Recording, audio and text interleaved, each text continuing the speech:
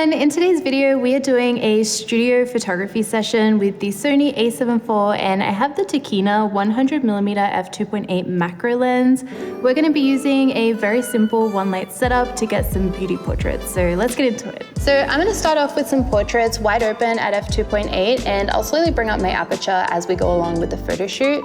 Something that I really wanted to do was have this little stool here, so we're gonna have Bella to sit on the floor and she'll be able to use the stool so she has somewhere comfortable to put her arms, and that way we can use her hands in like the beauty shots that we're taking. Lovely. I love the hands. I love hands in portraits, they look so good. Before we get into our photo shoot, I want to say a huge thank you for 500,000 subscribers. We just hit this a couple of days ago, so I really wanted to start this video off to say thank you for all your continued support over the years with my channel. It really means a lot to me. Your shoulders look really nice like that in the frame. Beautiful. Let me have a little look. Oh, this one's really nice.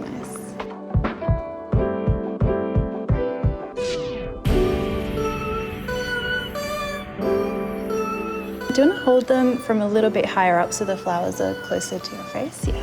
For today's photo shoot, our model is Bella, Lydia is on makeup, and Dan is filming this behind the scenes.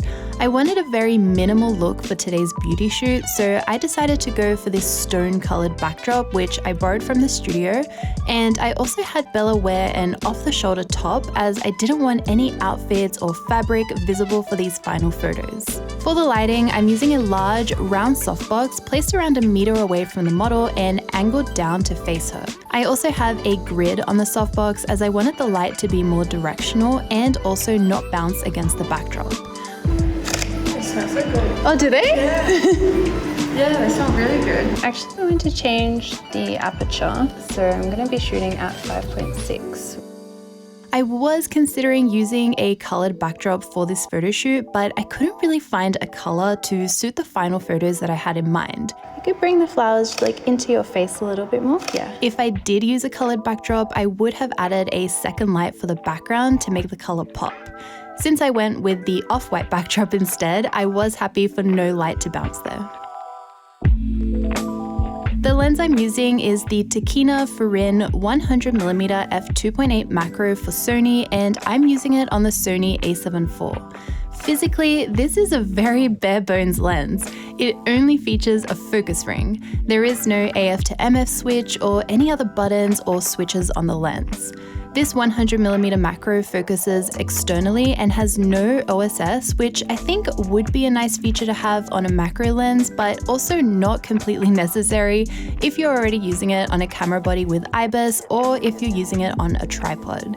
I didn't experience much, if any, motion blur during my time testing it out. This lens also has a 55mm filter thread and weighs 570 grams.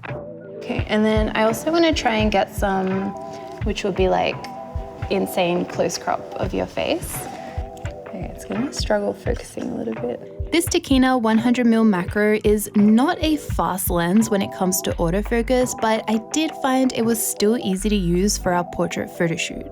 When I'm keeping the same distance away from my model during a set of photos, IAF is very strong and I had a great focus ratio of photos to choose from. Even at f2.8, which are the example photos I showed a bit earlier, I was able to capture some really nice and sharp photos. I personally really love what this lens looks like in the studio at f5.6. During these extreme close-up photos, there was a point at which IF would stop working. I think because the eye fills a larger section of the frame, so the autofocus AI doesn't really register it as an eye, so this is not the lens's fault. I tried using subject tracking to keep focus instead, but because my lens is moving around too much since I'm so close up, it wasn't very consistent. It'd be cool if we did like a straight-on shot looking at me, maybe having your hand kind of here. Instead, I found a small flexible focus point worked really well for keeping focus during these extreme close-ups instead. I also found that this lens is quite loud when focusing.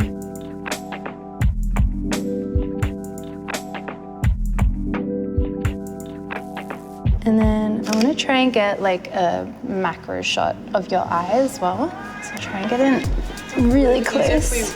Whoa, that's so close up. Little optometrist.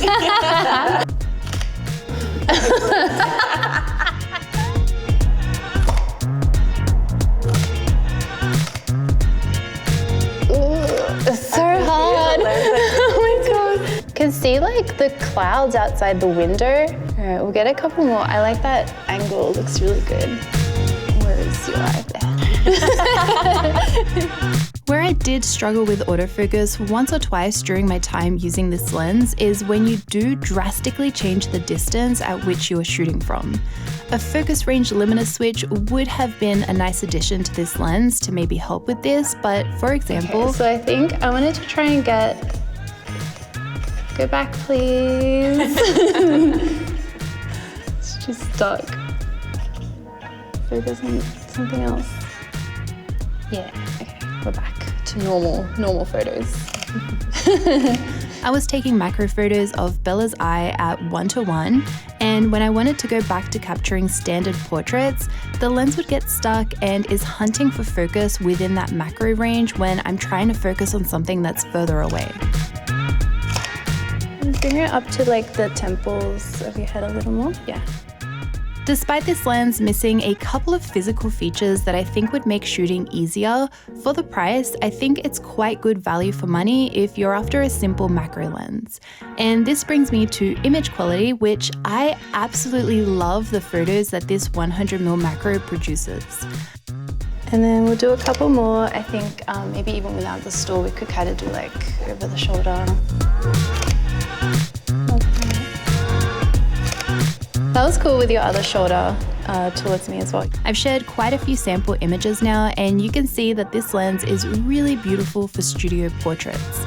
It's nice and sharp for portraits from wide open at f2.8 all the way to f8, which I will also be testing out. I really like the way skin is rendered with this lens, and we can see a lot of clarity and details regardless of how close or far away I am from the subject.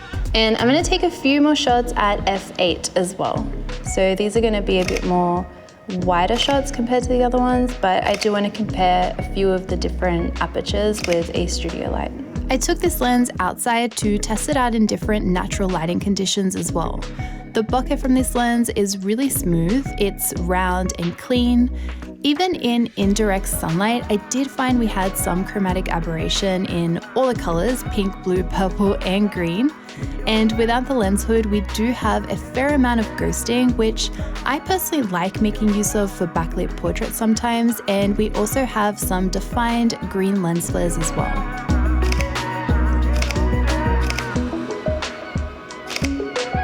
I also decided to edit these photos from scratch. I could have used one of my own Lightroom presets to edit this set of photos, as I did really like how a couple of them looked, but I had a very specific look in mind for this edit.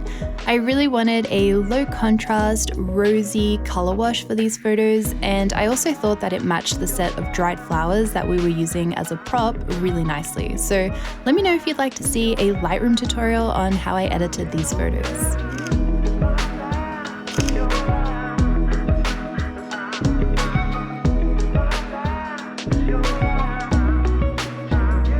So we're going to take a few last shots just with natural light. So I'm going to angle myself so you've got a little bit more light on your face there. I'm going to bring my aperture down to f4. And oh my god, that looks so pretty. I also have a few comparisons that I want to share with you. Here's a comparison between similar portraits taken at f2.8, f5.6, and f8 throughout our photo shoot today. And finally, while we were shooting, I noticed the natural light looked so good in the studio, so I had to take some extra photos at the end without the flash. I decided to shoot these last portraits at f4. Again, I really love the results of this lens. I think for an affordable macro lens, you can get some beautiful photos. Here's a quick comparison between an f5.6 flash photo versus an f4 natural light photo too.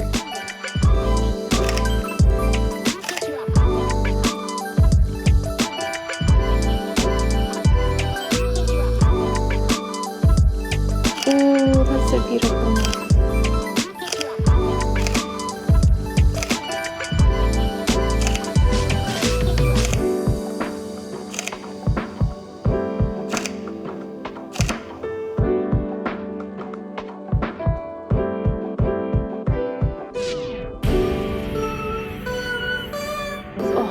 that, like the nice light on the side of your face. So that is all I have for today's photo shoot on the Tokina 100mm f2.8 macro lens. I'd love to know which ones were your favorite photos down in the comments below, and if you prefer the studio light or the last few window shots that we did. But as always, thank you so much for watching. I make new videos every single week, so I will see you all next time. Bye.